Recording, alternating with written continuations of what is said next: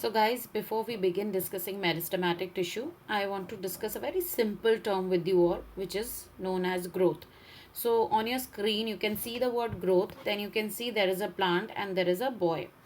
Now both of them are going to grow. This is not what they are going to be forever in their lives, but they are going to grow taller and broader, in their lives ahead. When you look at humans or you look at animals, certain animals, they grow because they have bones. You keep growing because your bone keeps increasing and your tissues are multiplying. When we talk about plants, they do not have bones. Okay, so they do not have bones, so how are they going to grow? How will they grow? And we see them growing, so what is it that is helping them to grow? So this is what we are going to understand in this video. But for now, you can understand, you must have understood that if I'm talking about this, then there is something definitely that meristematic tissue is doing. Yes, and you are very right that meristematic tissues in plants helps the plant in growth. So let's move forward.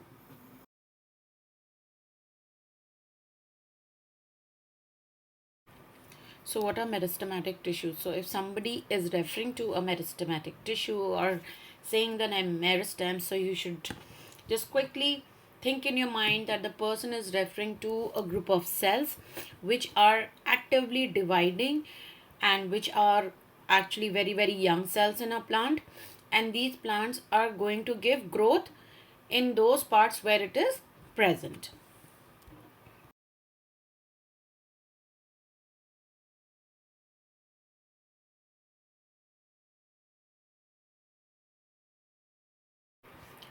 New cells. Now let's talk about new cells. New cells, like I said, they are actually being formed by the meristematic tissue or meristem cells. Now the division that is happening in meristems is repeated mitotic division. Okay, repeated mitotic division. So mitosis when division of cell is happening in your rest of your body cells except for your germ cells or in your reproductive organs, then there it is known as mitotic division. So for example, I would like to explain it to you that the meristematic tissues, once they have divided and formed new cells, then those new cells will divide and form further new cells. So once the division is done by a batch of cells, they will stop dividing. Then the division will be carried out with by new batch of cells. Then those new batch of cells, they will divide and they will form another new batch of cells. Then those another new batch of cells will form, and the ones which have already done division, they will then become mature. After becoming mature, they will actually take up specific and very important roles in the plant to help in its survival. We are going to talk about parenchyma, collenchyma, sclerenchyma, and so on. So these tissues are called differentiated and mature tissues, and they were earlier meristematic tissues who have lost their ability to divide. So it's not like meristematic tissue will always stay a meristematic tissue. Once it's done with its role of dividing, then the new generation of meristem is known it is continuing to divide and will be called as the meristem.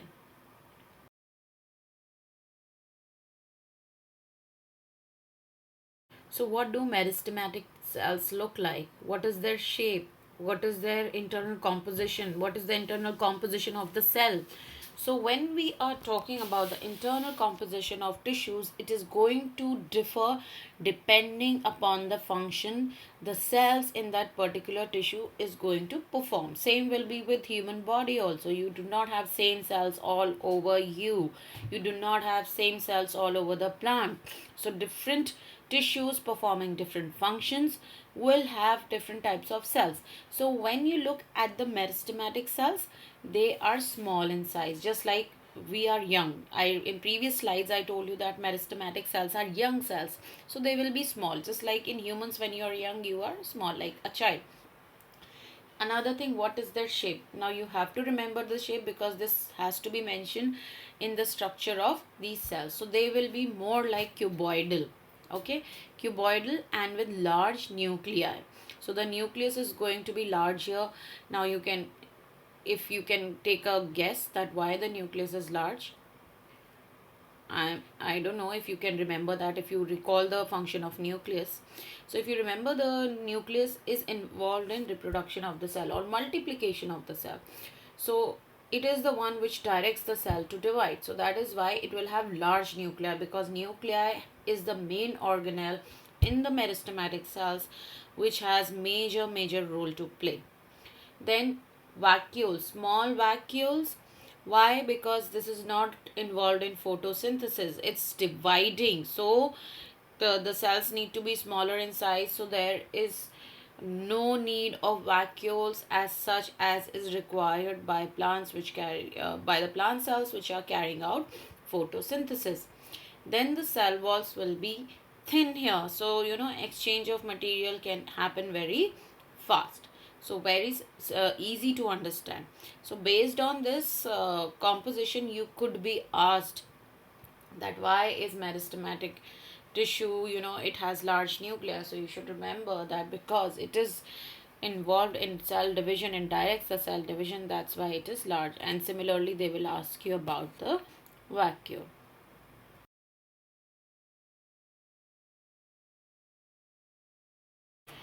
Okay, we come to very important part now, because this is the most loved portion by the teachers when they have to give it in the exams.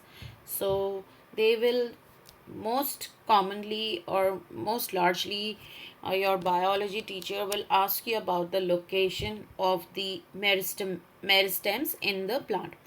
So you have three locations where you will find meristematic tissue. So it will be apical meristem, which is present at the tip of the stem and tip of the root. So I have not shown tip of the root here, but in my previous slides I have spoken about the root. So remember that tips, the stem will grow towards the light and the root will grow into the ground. So how will they grow? When the meristematic tissue at these tips will keep on dividing, so it is going to give them growth. Next is your intercalary meristem, which is present almost near the nodes and internodes. So the branches that grow sideways, they grow because of the intercalary meristem. And then lastly, you have lateral meristem, because the plants always do not stay thin and tiny, and you will think that it is only going to grow towards the sky and into the ground and not sideways. So when you look at huge tree like a mango tree, a peepal tree, or a banyan tree, they are very huge, very I mean bigger in size when you compare it to yourself. So how has that growth happened towards the side? That has happened because of the lateral meristem. So remember these three: apical, intercalary, and lateral meristem. Very easy to remember, right? Okay, so let us proceed further.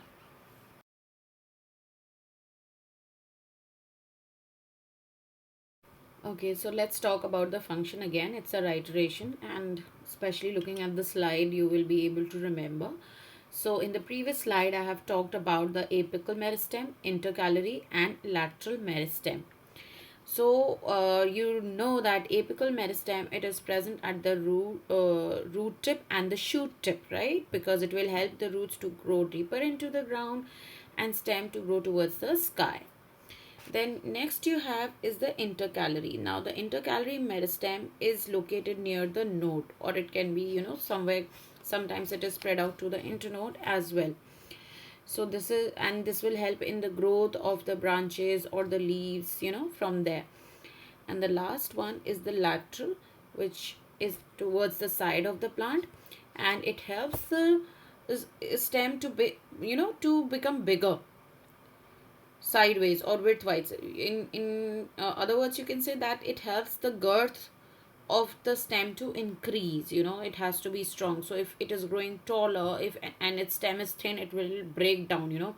So to hold the weight of a tall plant, it has to be very strong. The stem has to be very strong. So that for that, it has to have a lot of tissue in the stem, and which increases the girth. So we will say that lateral meristem is responsible for that. In many cases, lateral meristem is also referred to as cambium.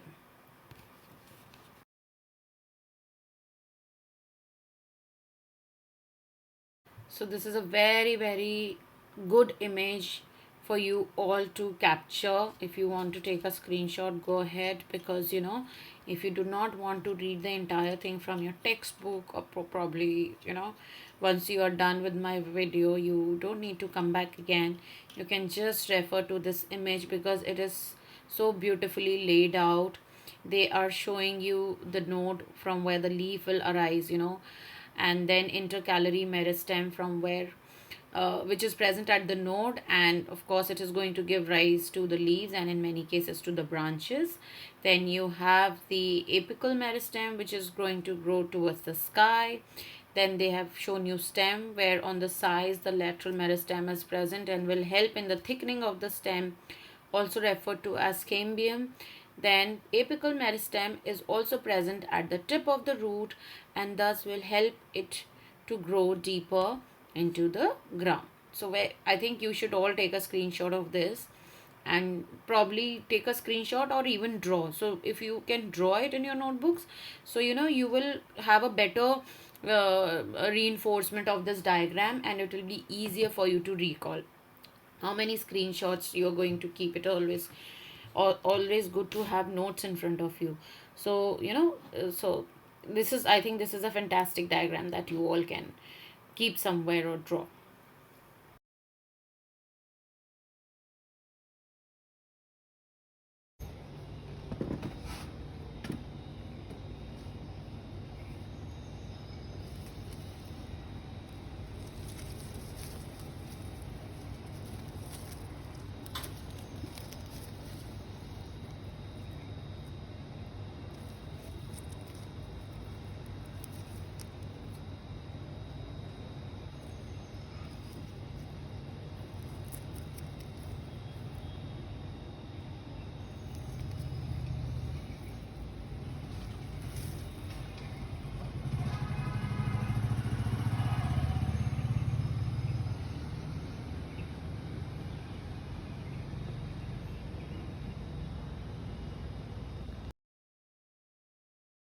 So here there is a plant which I am showing you. It's a tall palm plant.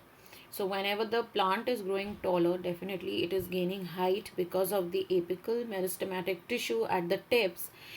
And this plant, I'm especially showing it to you because what has happened accidentally, this plant has broken from the top. Accidentally, it was very stormy and windy, so the pot fell, and there was another railing by which the stem got cut, from the top. So when the stem got cut, from that point the plant stopped growing upward. You will see a tiny this thing a tiny branch which has nothing on it, but towards the side, on the side of that stem, you will see two branching babies, two branches. So those are in babies. So what happened when that stem was cut from the top, it lost its apical meristem, so it stopped growing there. But what happened when that happened? So in this palm especially, this is a special case where the meristematic tissue at the nodes, it became very active, and thus the branches started to grow. So this is a very interesting example, and I'm going to show you more.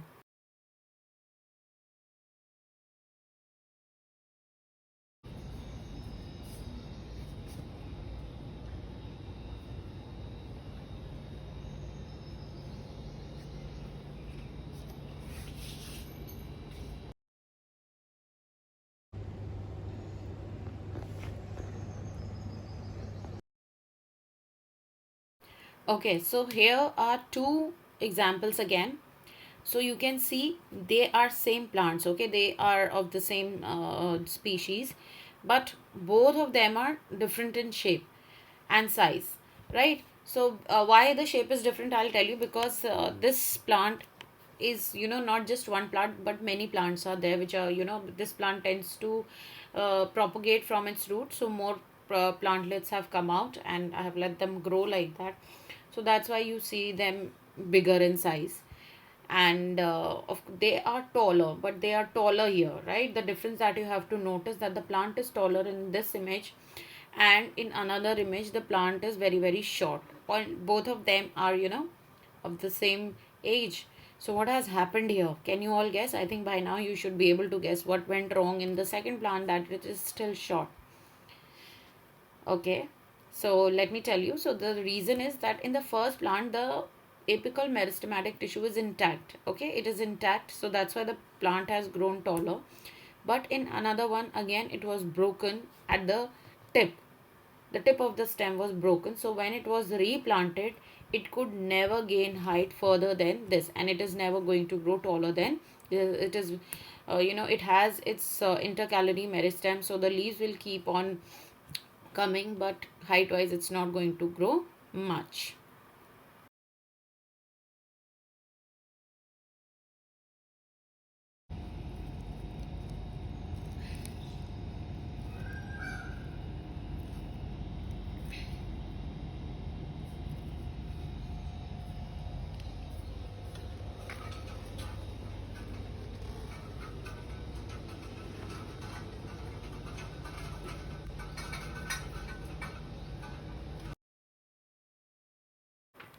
Okay, so this is a small plantlet, and the other one that I'm going to show you is the bigger size of it. When it is a fully grown tree from this small plant, it is growing into a bigger tree. And the difference I want you to notice, because the difference has been there because of the meristem, the three types of meristem: apical meristem, intercalary meristem, and lateral meristem.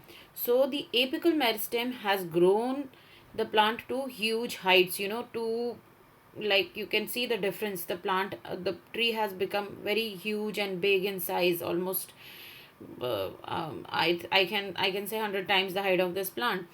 Okay, and if you try pulling out the roots, they would not be very deep into the soil, they will be very superficially placed, so that you can just by pulling it out you can get the plant out completely. But if you try to pull out that tree, has anybody thought of pulling out a tree? I mean, if you will see somebody pulling out a tree, people would laugh at him. People would say, "Is this man crazy?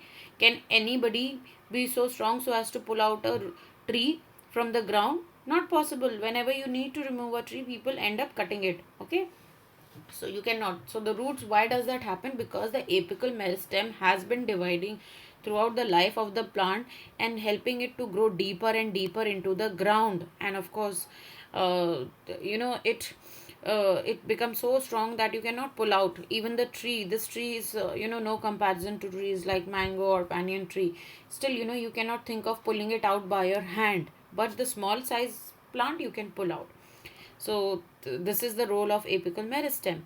Then what has intercalary meristem done? It has given it huge bigger branches. Now this is also, the smaller one is also branch, but you can see, they are so small. The branches is about the size of your palm. But if you look at the branches of the tree, they are huge. They are spreading far beyond. They can give people shade, 3 4 people shade. So that is due to the intercalary meristem. Now, when you look at the stem, this is a stem, but the tree has a bark. Now, the stem, fragile stem, has turned into a strong bark because of the lateral meristem or the cambium. So, lateral meristem throughout the life of this plant has kept on dividing, and it will continue doing so and make it into a, you know, into a thick bark. It becomes very strong. So you can see here in this video, you can see the difference, how the three meristematic tissues, or the three types of meristematic tissues have played the role. Okay, so I hope this makes it very very clear to all of you.